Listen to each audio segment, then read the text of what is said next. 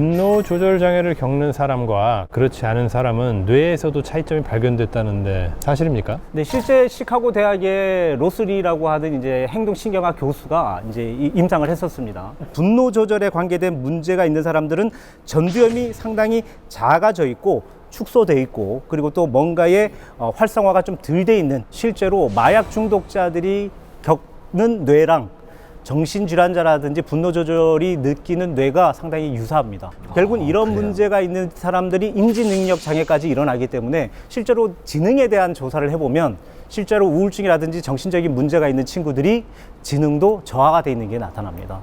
이런 정신질환으로 범죄를 일으킨 이상 범죄자들 중에 심신미약이라는 이유로 형을 감형받는 경우도 있지 않습니까? 2014년엔 애인의 딸을 10시간 감금하고 성폭행한 남성이 음주 상태였고 깊이 반성하고 있다는 이유로 집행유예를 받았습니다.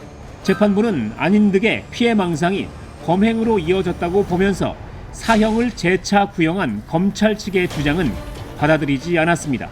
이거는 사실 굉장히 중요한 문제입니다. 네. 우리가 사회가 반드시 정의해야 될 건데요. 네. 우리가 범죄라서 처벌을 해야 된다라고 하면 세 가지가 반드시 있어야 됩니다. 네. 이 첫 번째는 뭐냐면 법으로 반드시 금지하는 행위가 있어야지 네. 이걸 범죄다라고 정의하는 구성 요건에 해당이 되어야 되고, 그 다음에 두 번째 해당되는 것이 이제 위법성입니다.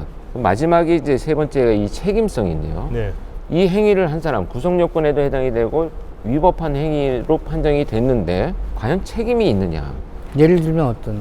여기 그 심신미약 13세 미만, 정신장애, 심신상실, 형법 제10조에 의하면 심신장애로 사물을 변별하거나 의사결정 능력이 없는 자는 벌하지 않는다. 그리고 미약한 자는 그 행위에 따라서 처벌한다. 이렇게 되어 있습니다. 그럼 마약에 취해서 범죄하면은 감형을 받는다는 얘기죠? 감경을 받게 되죠. 대신- 그런데 예전에 보면 판단 능력이 없어서 난 기억도 안 하지 않는다, 이런 주장들을 하는 게 이 책임성을 이제 조각하기 위한 노력들이거든요. 그래서 지금은 이제 많이 바뀌었습니다. 그래서 알코올이나 이런 것들은 오히려 미필적 고의로 인정을 해버리고요. 안 그러면 거의 진짜 다 술 먹고 그렇죠. 술 먹고 가서 이렇게 정말 그게 이제 그동안에 잘못 적용이 되어 온 것이 많다는 것이 첫 번째 문제고요. 그래서 지금은 치료 감호와 형을 같이 처분을 합니다. 네. 네. 만약에 치료 감호가 15년, 그다음에 10년 이렇게 하면 이 치료 감호를 이제 형에 산입을 해가지고 네. 형을 살면서 치료도 국가에서 해주는 이런 방식으로 이제 발전을 해 나가고 있죠. 이만영 의원님, 과거에는 정신질환 문제를 어떻게 다뤘을지 또 궁금합니다. 네. 시대를 막론하고 정신질환자는 늘 있어 왔잖아요. 예. 근데 이제 다만 그들을 대하는 방식이 시대에 따라 달랐다. 이제 대표적으로 이제 중세 시대 때에는 광인들을 치료할 때 네. 광인의 머릿속에 광기의 돌이 있다라고 믿고 외과적 수술까지 자행하는 일도 실제 벌어졌었습니다.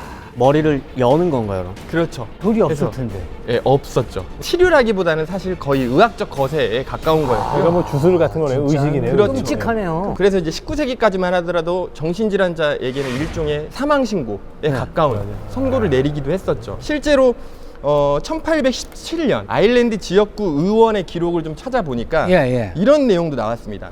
튼튼한 남자나 여자가 미쳤다고 간주되면 마을에서 이들을 관리하는 방법이라고는 오두막 바닥에 구멍을 파서 밀어넣은 다음 기어나오지 못하게 덮는 것이다.